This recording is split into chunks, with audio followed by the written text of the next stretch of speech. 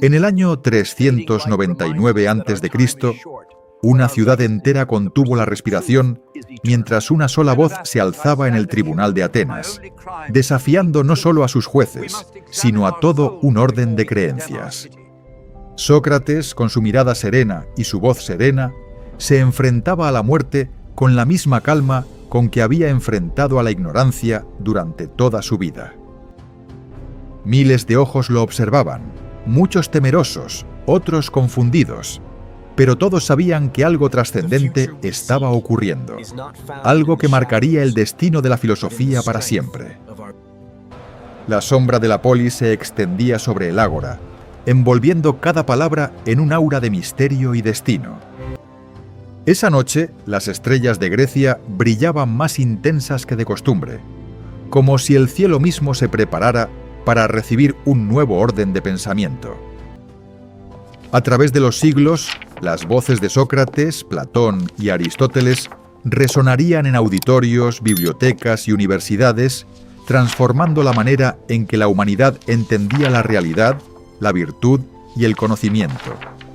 Sus ideas se entrelazarían en un tapiz de sabiduría, donde las formas eternas de Platón danzan con la lógica inquebrantable de Aristóteles, y el método socrático cuestiona cada certeza. Y en el corazón de este legado, la pregunta persiste: ¿cuál de estos tres gigantes tenía la razón verdadera? En el corazón del Egeo, bajo la luz implacable de un sol que parecía forjar rocas y pensamientos por igual, surgía una ciudad que se atrevía a cuestionar el orden de las cosas. Atenas, pequeña en extensión pero gigantesca en ambición, se convirtió en el crisol donde la democracia, la tragedia, la razón y la poesía chocaron como olas en un mar embravecido. En sus calles pavimentadas con piedra y polvo, hombres de toga y filósofos descalzos se cruzaban con comerciantes, esclavos y estrategas, todos fraguando un mundo nuevo con cada palabra pronunciada en el ágora. Era un tiempo en el que la fe en los dioses antiguos se tambaleaba, y la realidad visible dejaba de ser suficiente para explicar la existencia humana. En ese escenario, el suelo político y espiritual se resquebrajaba bajo el peso de guerras, revoluciones internas y expansiones imperiales que ponían a prueba la misma idea de ciudad. La guerra del Peloponeso marcó el final de una era de brillo incontestado, revelando las grietas en una democracia que se había creído inmortal. A medida que las murallas se levantaban y las armas brillaban al atardecer, también lo hacían las preguntas más profundas sobre la justicia, el poder y la verdad. Fue en ese punto de tensión máxima donde tres figuras irrumpieron en el escenario como relámpagos sobre un firmamento oscuro: Sócrates, Platón y Aristóteles. Sócrates fue el primer rayo, el provocador que, sin escribir una sola palabra, transformó el mundo de las ideas. Nacido en el año 469 a.C., creció en una Atenas que ya era un centro de debate filosófico, pero también de corrupción y decadencia moral. Con su rostro marcado por la dureza de la experiencia y su voz tranquila pero incisiva, se plantó en los patios y mercados para cuestionar a quienes se creían sabios. No predicaba verdades reveladas, sino que desafiaba a cada ciudadano a preguntarse quién era, qué sabía y en qué creía sin pensar. El método socrático, esa forma de diálogo que se hunde como un cuchillo en la comodidad de las certezas, se convirtió en el arma más poderosa contra la ignorancia. Sócrates no se interesaba por las cosas del mundo, sino por el alma humana, por la virtud y por la justicia. Su vida se convirtió en un experimento permanente de coherencia entre lo que pensaba, lo que decía y lo que hacía. Cada conversación en el ágora era una pequeña batalla entre el pensamiento crítico y la tradición, entre la razón y la costumbre, entre la verdad y la conveniencia. En medio de esa tormenta intelectual surgió Platón, discípulo de Sócrates, heredero de su espíritu crítico y constructor de un mundo de ideas eternas. Nacido en el año 427 a.C., pertenecía a una de las familias más influyentes de la ciudad, pero el destino lo empujó hacia la filosofía en lugar del poder político. Su encuentro con Sócrates lo marcó de por vida. transformando su búsqueda de apellido y posición en una búsqueda de la verdad absoluta. Fue él quien, tras la muerte de su maestro, decidió preservar su legado en forma de diálogos, convirtiéndose en el puente entre la filosofía oral y la escritura. Platón no se contentó con repetir las ideas de Sócrates, sino que las elevó a un nivel más alto, más abstracto, más audaz. Imaginó un mundo de formas puras, inmutables, que existían más allá de la realidad sensible y que daban sentido a todo lo que percibíamos. La caverna, la línea y la metáfora del sol se convirtieron en imágenes poderosas para explicar cómo el conocimiento se desplaza de la ignorancia hacia la iluminación. Su academia, fundada en las afueras de Atenas, se convirtió en el templo de la razón, donde generaciones de pensadores discutían sobre la justicia, el alma y la sociedad ideal. Siguiendo a estos dos titanes, apareció Aristóteles, un hombre que nació en el año 380 y antes de Cristo y que llegó a Atenas con la mirada de un observador, no de un simple discípulo. Tras 15 años de formación en la Academia de Platón, desarrolló una visión distinta, más empírica, más sistemática, más cercana al mundo tangible. Para Aristóteles, la realidad no se encontraba solo en las ideas, sino en los seres que se mueven, crecen, cambian y se extinguen. Su enfoque fue el estudio detallado de la naturaleza, la política, la ética y la lógica, convirtiendo la filosofía en una ciencia que buscaba ordenar todo el conocimiento humano. La relación entre estos tres pensadores fue una danza de ideas, donde la crítica y la herencia se entrelazaban en cada paso. Aristóteles, como discípulo de Platón, cuestionó la teoría de las formas, argumentando que la forma estaba inseparable de la materia concreta. Sin embargo, también heredó de su maestro la pasión por la razón y la búsqueda de una verdad universal. Sócrates, con su método, abrió la puerta. Platón la cruzó para construir un mundo intelectual grandioso. Aristóteles pulió las herramientas para que ese mundo pudiera ser comprendido con precisión. Entre ellos, la filosofía griega alcanzó su cima más luminosa. Frente a la imagen de la antigua Grecia, donde los dioses aún habitaban los templos y la poesía cantaba los destinos de los héroes, estos tres pensadores representaron una nueva manera de entender el universo. No se trataba de escuchar a los oráculos, sino de dialogar con la razón. No se trataba de aceptar la tradición, sino de investigarla. No se trataba de adorar el poder, sino de comprender sus fundamentos. En ese cruce entre la fe ancestral y la razón emergente, la filosofía se convirtió en el faro que guió a la humanidad hacia un futuro donde la pregunta era más importante que la respuesta. El contraste entre sus visiones sigue resonando en cada discusión sobre la realidad, la ética y la política.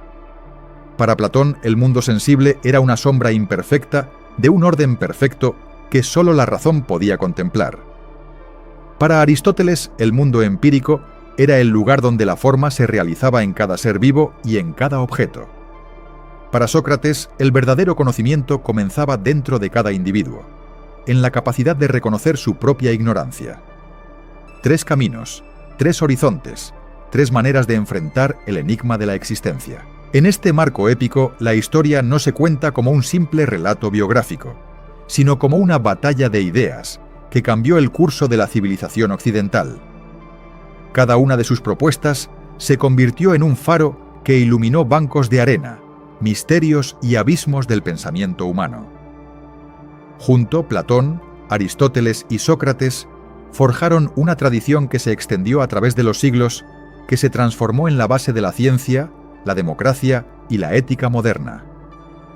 Nadie, en verdad, puede comprender el mundo de hoy sin haber atravesado, al menos por un instante, la tormenta intelectual que nació en aquella pequeña ciudad sobre el mar Egeo. Así, mientras contemplamos la sombra de las columnas del Partenón y escuchamos el eco de las voces en el ágora, nos damos cuenta de que la filosofía griega no es solo un periodo histórico, sino un modo de existencia.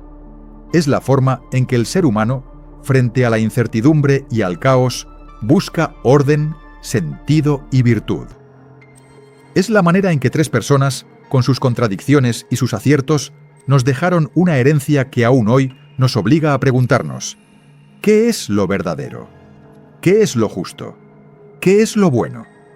Y sobre todo, ¿cuál de estos tres gigantes se acercó más a la verdad que todos buscamos? Atravesamos ahora el umbral de una de las construcciones mentales más audaces de la historia del pensamiento humano. El mundo de las ideas de Platón, donde la realidad se desdobla en dos planos distintos, y la razón se convierte en la única guía capaz de transitar entre ellos. En el corazón de esta visión está la convicción de que lo que vemos con los ojos y tocamos con las manos no es sino una sombra inestable, un reflejo imperfecto de un orden más profundo y eterno. El mundo sensible, aquel que se despliega ante nosotros en el día a día, aparece como un escenario de cambios constantes, donde todo nace, se transforma y se desvanece sin que nada parezca perdurar. Frente a eso, Platón erige un mundo inteligible, donde moran las formas puras, inmutables, perfectas, que dan sentido a cada objeto y a cada concepto que conocemos. La teoría de las formas se sostiene sobre la idea de que existe, por ejemplo, una idea de justicia que es la misma para todos los seres racionales, aunque las manifestaciones particulares de justicia en la vida humana sean siempre imperfectas y relativas.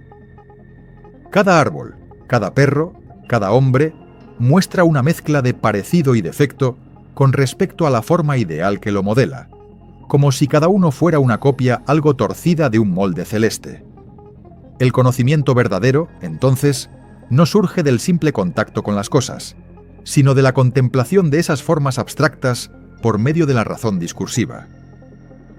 Para Platón, aprender no es acumular experiencias, sino recordar una verdad que el alma ya poseía antes de encarnarse en el cuerpo. Una de las imágenes más poderosas de este pensamiento es la voz del mito de la caverna, que nos invita a imaginar a un grupo de seres encadenados desde la infancia, con el rostro vuelto hacia una pared en la cual se proyectan sombras de objetos que pasan tras un fuego.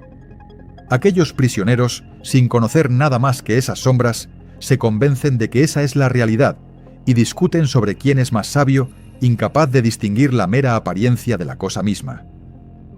El filósofo, en cambio, sería aquel que logra zafarse de las cadenas, girarse hacia la luz, salir al exterior y contemplar el sol, el símbolo del bien supremo que ilumina todos los objetos y permite verlos en toda su integridad. La experiencia de la libertad es, en este sentido, el coraje de enfrentar una realidad que despierta a la vez asombro y dolor. El mundo de las formas no es solo un ejercicio intelectual, sino una respuesta profunda a la angustia humana frente a la inestabilidad del tiempo y la muerte. Si todo cambia, si todo se desvanece, ¿qué sentido puede tener la búsqueda de la verdad o la virtud?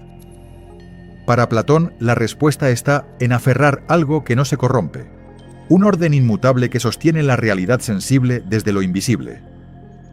La idea del bien, la más alta de todas las formas, se convierte en el faro hacia el cual se orienta tanto la filosofía como la ética, la política y la pedagogía. El alma, en su viaje, debe aprender a reconocer esa luz y a ordenar sus deseos de acuerdo con ella, dejando atrás la tiranía de los impulsos y las opiniones cambiantes. En este marco, la educación aparece como un proceso de reorientación, una especie de vuelta del alma hacia lo que realmente es. No se trata de inyectar información en una mente vacía, sino de despertar la capacidad de preguntarse, de cuestionar, de mirar más allá de la apariencia. El maestro, en este sentido, no impone verdades, sino que ayuda a descubrir lo que el discípulo ya posee de modo confuso, guiando su mirada hacia la luz. La Academia de Platón, con sus jardines, sus columnas y sus discusiones en el patio, se convierte en un microcosmos de esta búsqueda, donde la vida entera se dedica a educarse unos a otros en la contemplación de las formas. El problema del conocimiento se redibuja entonces en términos de grados de claridad, desde la simple creencia, pasando por la creencia verdadera, hasta llegar a la ciencia, que es la posesión estable de la verdad por medio de la razón. Las matemáticas, con sus figuras perfectas y sus relaciones inmutables, se presentan como un puente entre el mundo sensible y el mundo inteligible, pues, aunque se representen en el espacio, solo se comprenden en el pensamiento puro. La geometría de un círculo no es el círculo dibujado en la arena, sino la idea perfecta que el geómetra contempla mentalmente. De la misma manera, el filósofo intenta alcanzar la idea de la justicia, de la belleza, de la virtud, que no se agota en ninguna de sus manifestaciones concretas. Sin embargo, este mundo ideal no es un refugio escapista, sino un parámetro desde el cual se mide la realidad humana. La política, para Platón, debe fundarse en la filosofía, porque solo quien conoce la forma del bien puede gobernar con sabiduría. La ciudad injusta, el régimen corrupto, el tirano ciego a la verdad, se explican por la falta de conexión entre el poder y la contemplación de las formas. La justicia en la polis emana de la justicia en el alma, y ésta solo se alcanza cuando razón, espíritu y deseo se ordenan según la jerarquía que el conocimiento revela. La República, en este sentido, no es solo un tratado político, sino un mapa del alma tomada por una ciudad entera. También la ética se reconstruye a la luz de la teoría de las formas. La virtud no es un conjunto de reglas externas, sino una disposición interna del alma hacia lo que es verdaderamente bueno. La valentía, la templanza, la prudencia y la justicia se convierten en notas de una armonía que se establece cuando cada parte del alma ocupa su lugar. Quien actúa verdaderamente virtuoso no lo hace por miedo al castigo ni por deseo de gloria, sino por haber reconocido la belleza de la forma correspondiente y haberse orientado hacia ella. La vida buena, en definitiva, es aquella en la que el alma imita, en la medida de lo posible, la perfección de las formas eternas. Pero esta visión no está exenta de tensiones. La separación radical entre el mundo sensible y el mundo inteligible puede interpretarse como una desvalorización de la experiencia concreta, de los cuerpos, de los sentidos y de la historia. La materia se ve como una suerte de obstáculo, de cárcel, de confusión que enturbia la claridad de las ideas. Esta tensión se vuelve evidente cuando se cuestiona qué lugar ocupa el arte, por ejemplo, en esta ontología. ¿Es el arte un reflejo de las formas o solo una copia de una copia, un doble alejamiento de la verdad? El poeta, el pintor, el músico parecen arrastrar al alma hacia la ilusión sensible, alejándola de la contemplación racional. Platón, en su ambivalencia, los admira y los teme al mismo tiempo. La teoría de las formas también plantea un desafío para la comprensión de la relación entre el individuo y el universo. Si las formas son uno y son universales, ¿cómo se explica la multiplicidad de los fenómenos? ¿Cómo se entiende la conexión entre la idea de hombre y los hombres particulares que viven, aman, sufren y mueren? La respuesta platónica se articula en términos de participación. Cada cosa participa de la forma, pero nunca la posee por entero. La participación es un misterio, un punto de tensión en el que se revela la dificultad de unir la unidad y la multiplicidad, la eternidad y el tiempo. El alma, en su tránsito entre el cuerpo y el mundo supraceleste, se vuelve el lugar de este dilema, el punto donde lo eterno se encuentra con lo temporal. En el debate con quienes insisten en que la realidad está solo donde se puede ver, tocar y medir, Platón se convierte en el defensor de lo invisible, de lo que no se puede fotografiar, pero que se siente en la coherencia de un argumento, en la elegancia de un razonamiento, en la belleza de una idea. La filosofía para él no es una colección de opiniones, sino una disciplina que exige rigor, disciplina y una pasión casi religiosa por la verdad. El filósofo, en su máxima encarnación, se parece al navegante que, en medio de la noche, mira hacia las estrellas, porque sabe que solo desde lo alto puede orientarse. La teoría de las formas es, en el fondo, la decisión de confiar en que más allá de la superficie turbulenta de la vida, existe un orden inteligible que puede sostenernos. Y a la vez, esta decisión plantea la pregunta silenciosa que acompaña a todo quien se acerca al mundo de las formas. ¿Qué nos sucede cuando apartamos la vista de las sombras y nos enfrentamos a la luz? El vértigo, la desorientación, el miedo de no ser capaces de sostener la claridad por mucho tiempo. La historia de la filosofía posterior, de Aristóteles a los escolásticos, del racionalismo moderno al idealismo, puede leerse como una larga conversación con el legado platónico, como una serie de intentos de integrar la fuerza de sus formas con la realidad concreta del mundo empírico. La teoría de las formas, en su esplendor y en su fragilidad, sigue siendo un faro que se enciende cada vez que alguien se pregunta si la verdad es algo que cambia con el tiempo o si en el fondo permanece inalterable, apenas oculta tras la confusión de nuestras vidas. Si Platón nos elevó a un mundo de formas eternas, Aristóteles nos ancla de nuevo en la tierra, en el mundo de los seres concretos que nacen, crecen, se mueven y mueren. En su mirada no hay desprecio por la carne ni por la historia, sino una curiosidad insaciable por observar cómo las cosas se comportan, se organizan, se destruyen y se reconstituyen. Nacido en el año 380 y antes de Cristo, Aristóteles llegó a Atenas como un extranjero, un hombre de la periferia helenística que se aventuró en el corazón de la filosofía para convertirse en uno de sus arquitectos más influyentes. Su dirección en la academia, su escuela propia conocida como el Liceo y su larga relación con la corte macedónica lo convirtieron en un punto de encuentro entre la filosofía y la política, entre la teoría y la práctica. Su método, en muchos sentidos, es una reacción consciente a la metafísica de Platón, aunque no por eso deja de ser un discípulo leal de la tradición que heredó. Aristóteles acepta la necesidad de las categorías, de la definición y de la esencia, pero insiste en que la forma no existe fuera de la materia, sino en el corazón de cada ser real. Para él, comprender el mundo no significa escapar de la experiencia, sino profundizar en ella, describiendo con precisión cada especie, cada hábitat, cada movimiento natural.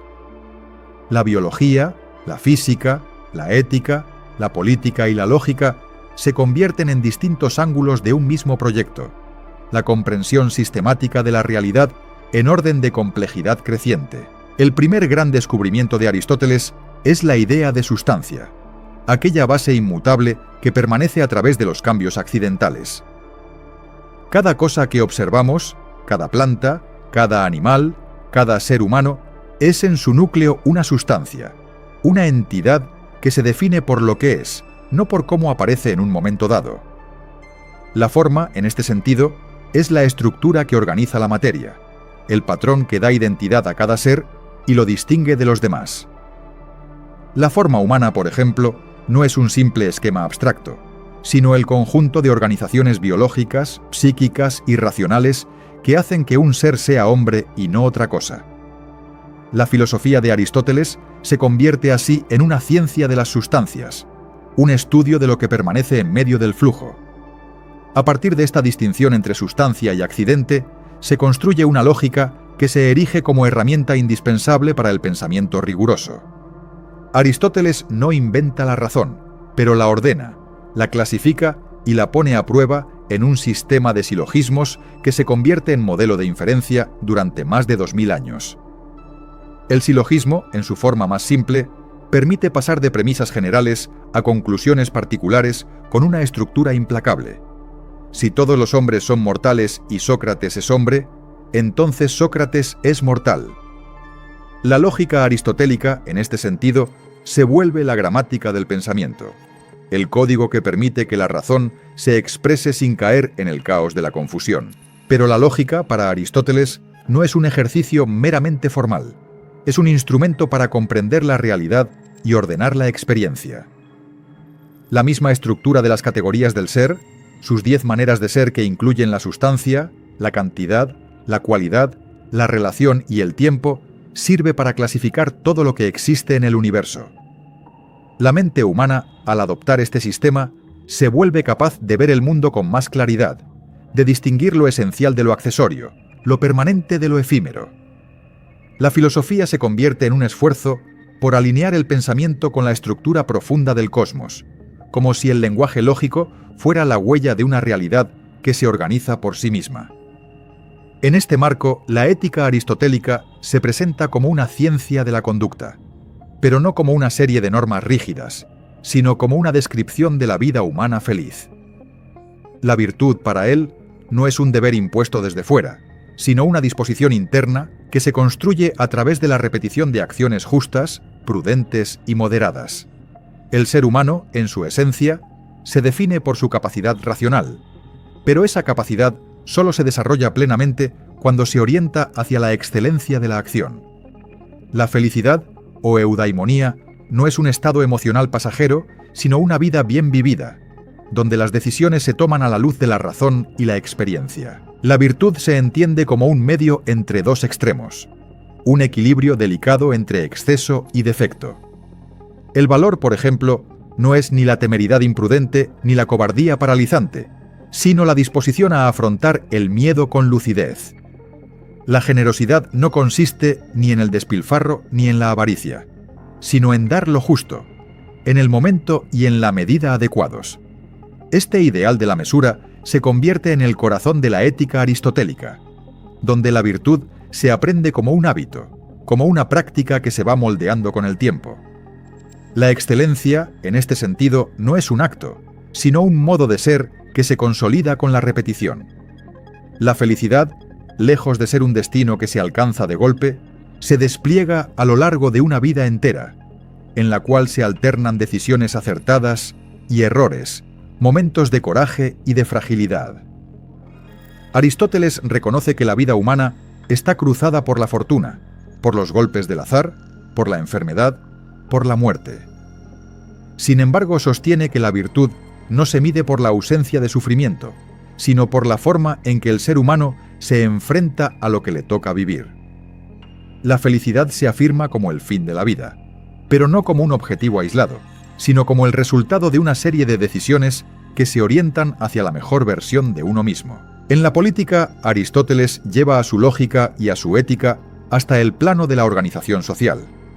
La ciudad, o polis, se presenta como la forma natural de la convivencia humana, el lugar donde el ser racional puede desarrollar todas sus potencialidades.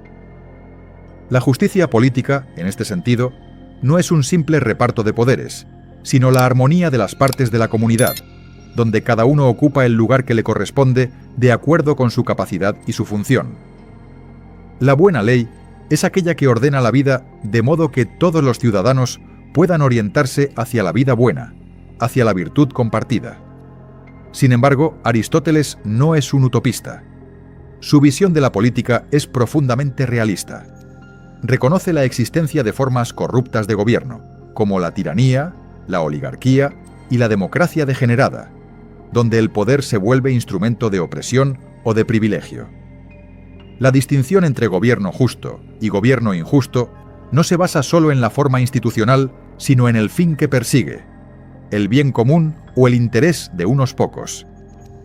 La mejor constitución, para Aristóteles, es aquella que combina elementos de monarquía, aristocracia y democracia, buscando la estabilidad y la justicia en la práctica cotidiana. El pensamiento aristotélico se extiende también a la física y a la cosmología, donde el movimiento se convierte en el gran enigma que se debe explicar.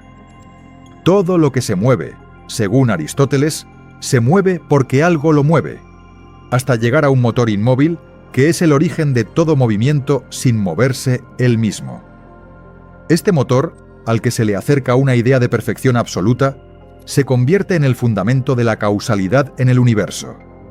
La cadena de causas, en el que cada cosa es causa y efecto a la vez, se organiza en un orden jerárquico que refleja la estructura del pensamiento humano.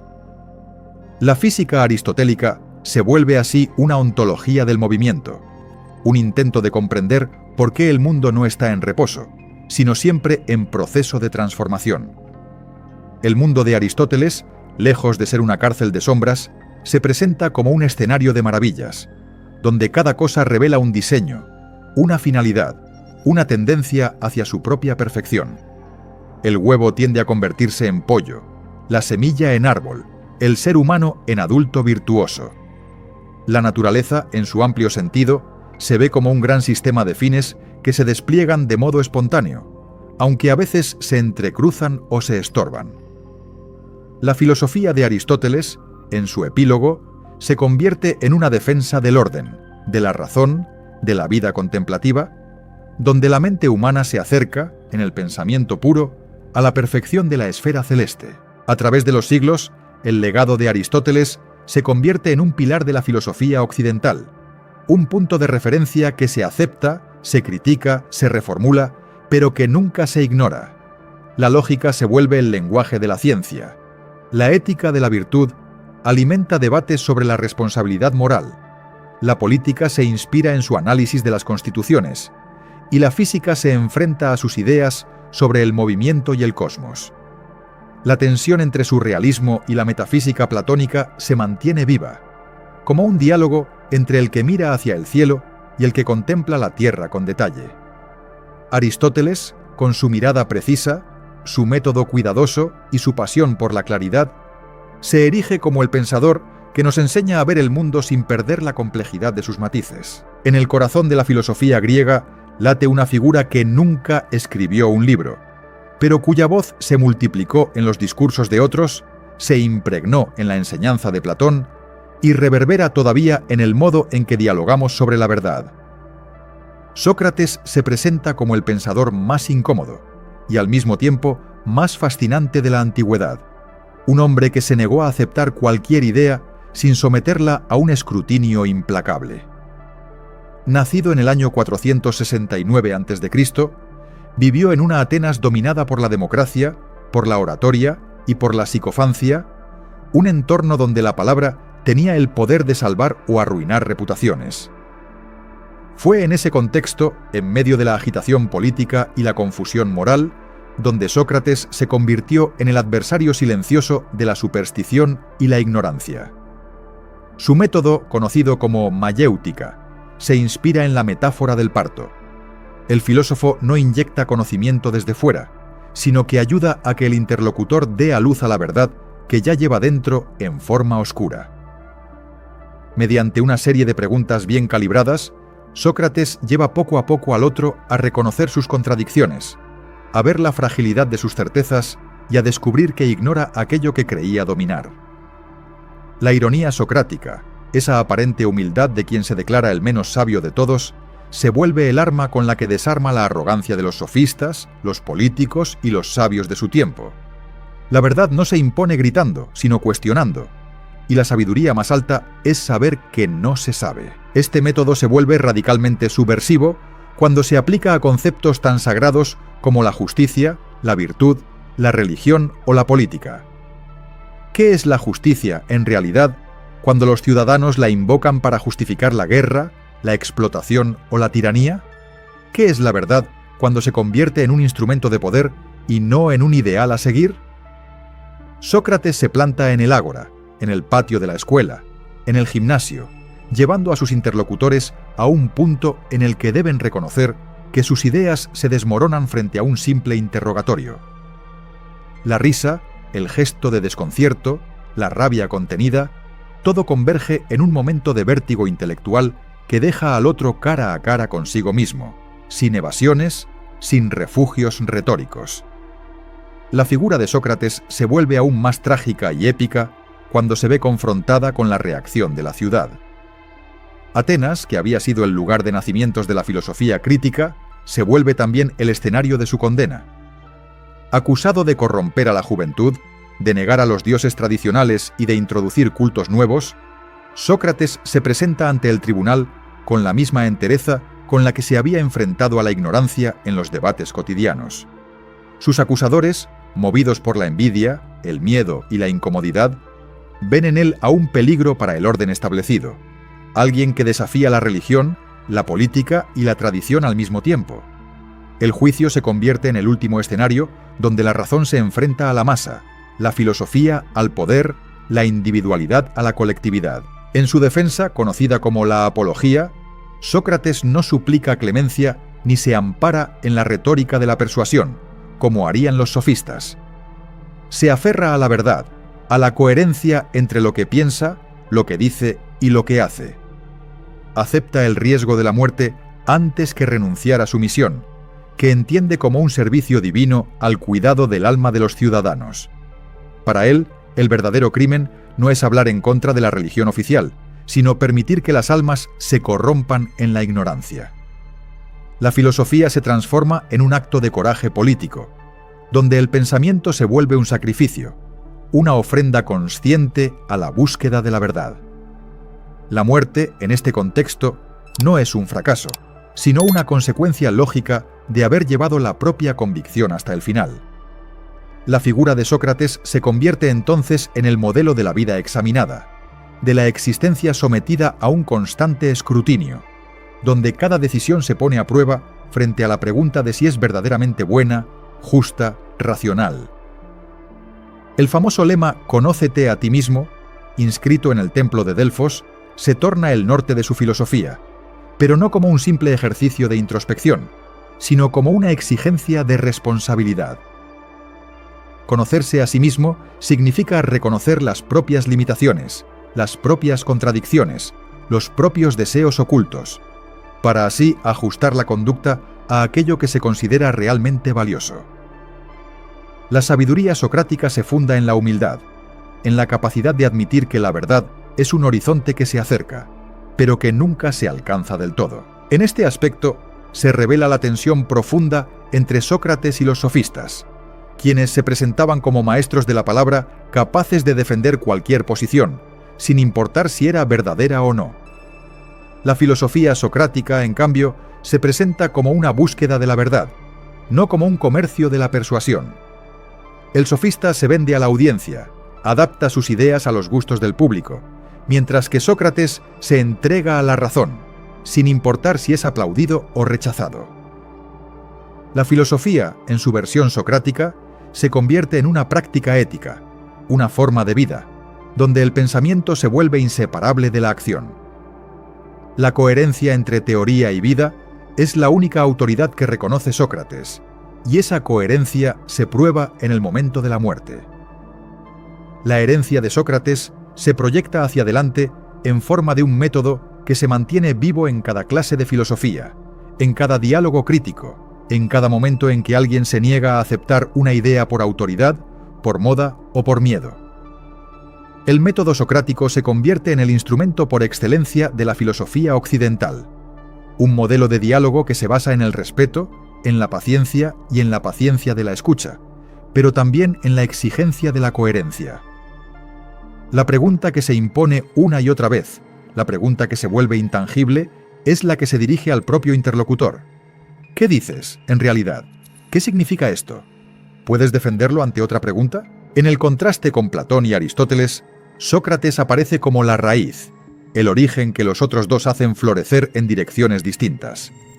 Platón, influenciado por su maestro, se adentra en el mundo de las formas, buscando la verdad en un orden suprasensible, mientras que Aristóteles se aplica a la lógica y a la ciencia de la realidad empírica.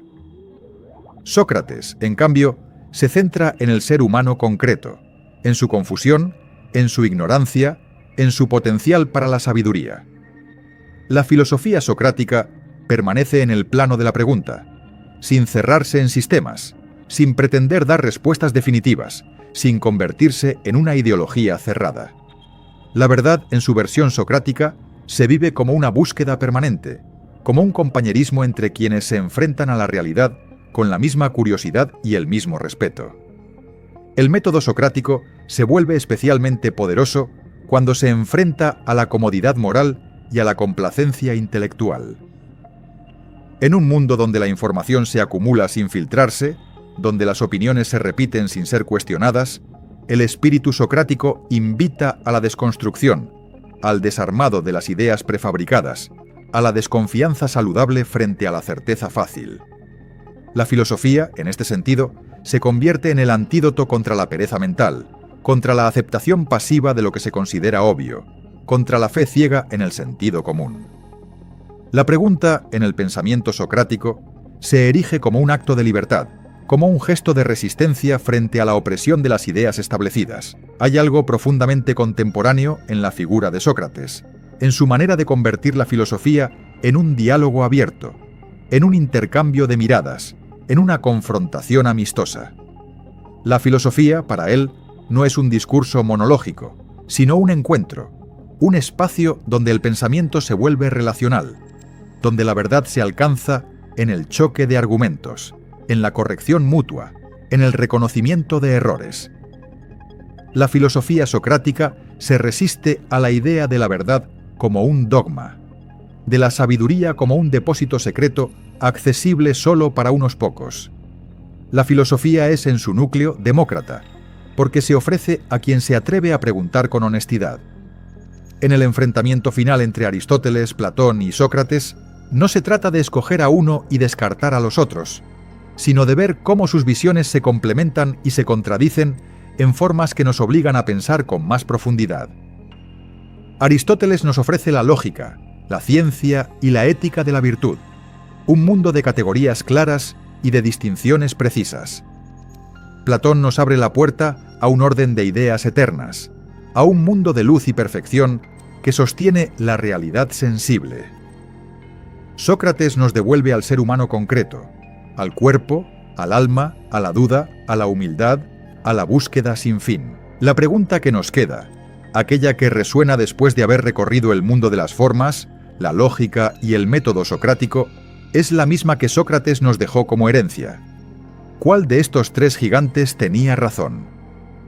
La respuesta, paradójicamente, no es sencilla, porque cada uno de ellos se acerca a la verdad desde un ángulo distinto, con herramientas diferentes, con metas también distintas. La filosofía, al final, no es una respuesta monopolista, sino una conversación sin término, un diálogo que se extiende a través de los siglos, donde Platón, Aristóteles y Sócrates siguen discutiendo a través de nosotros, a través de nuestras preguntas, de nuestras dudas, de nuestras propias respuestas provisionales. Y en ese diálogo permanente, la filosofía griega se convierte en el abrazo de tres mentes que, contra toda apariencia, nos invitan a seguir preguntándonos qué somos, qué sabemos y qué debemos ser.